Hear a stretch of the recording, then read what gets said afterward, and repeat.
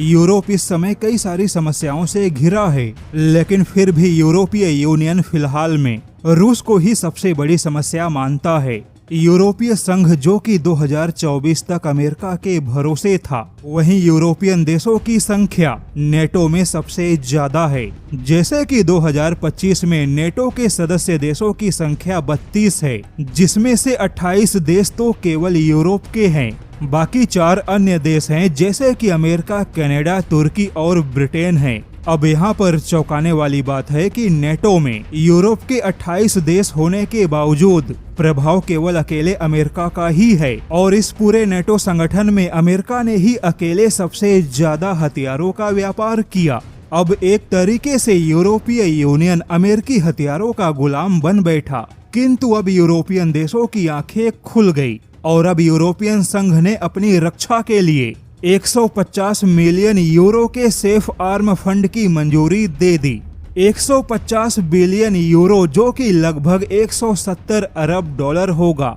इतना बड़ा फंड पहले यूरोपीय यूनियन जमा करेगा, फिर उसके हथियार खरीद के अपने रक्षा ढांचे को मजबूत करेगा। इतने बड़े फंड से यूरोपियन देशों की सेना रूस के खिलाफ अत्याधुनिक हथियारों से लैस होगी। लेकिन अब यूरोपियन देशों के इसी सेफ आर्म योजना में भारत की एंट्री हो गई। अब यहाँ पर भारत की एंट्री कैसे हुई, चलिए उसके बारे में बताते हैं। यूरोप के सामने समस्या है कि आर्थिक तंगी में लगभग 170 अरब डॉलर का फंड तो जमा हो गया, लेकिन यूरोप और अमेरिका के महंगे हथियारों के पीछे यह पैसे खर्च होंगे, तो फिर 170 अरब डॉलर का फंड भी बहुत कम है। जैसे कि मान लीजिए यूरोपियन देशों ने अमेरिकी पैट्रियोट मिसाइल डिफेंस के पीछे पैसे खर्च किए, तो इस मिसाइल डिफेंस का केवल एक इंटरसेप्टर ही 35 से 40 करोड़ का है, जो कि भारत के ब्रह्मोस जैसे क्रूज मिसाइल से भी ज्यादा महंगा है। ऐसे में यूरोपियन देश लिथुआनिया और माल्टा ने यूरोपियन देशों की सुरक्षा में भारत के हथियारों की भागीदारी को बढ़ाने की वकालत की है। इन देशों का मानना है कि यूरोपीय यूनियन को भारत का अमेरिका से भी बड़ा सहयोगी बनाना चाहिए।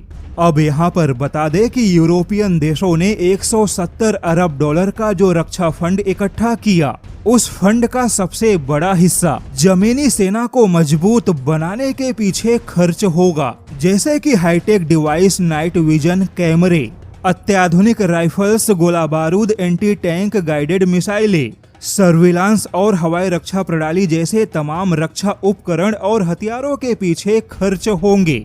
इसके अलावा यूरोप के छोटे छोटे देशों के सैन्य अभ्यास के पीछे भी यह सारे पैसे खर्च होंगे। हालांकि अब इस पैसे का इस्तेमाल सही और किफायती हथियारों के पीछे हुआ, तो फिर 170 अरब डॉलर के हथियार यूरोपियन देशों की सुरक्षा को मजबूती दे सकते हैं। लेकिन अगर यही पैसे महंगे हथियारों के पीछे खर्च हुए, तो फिर 170 अरब डॉलर भी कम पड़ेंगे।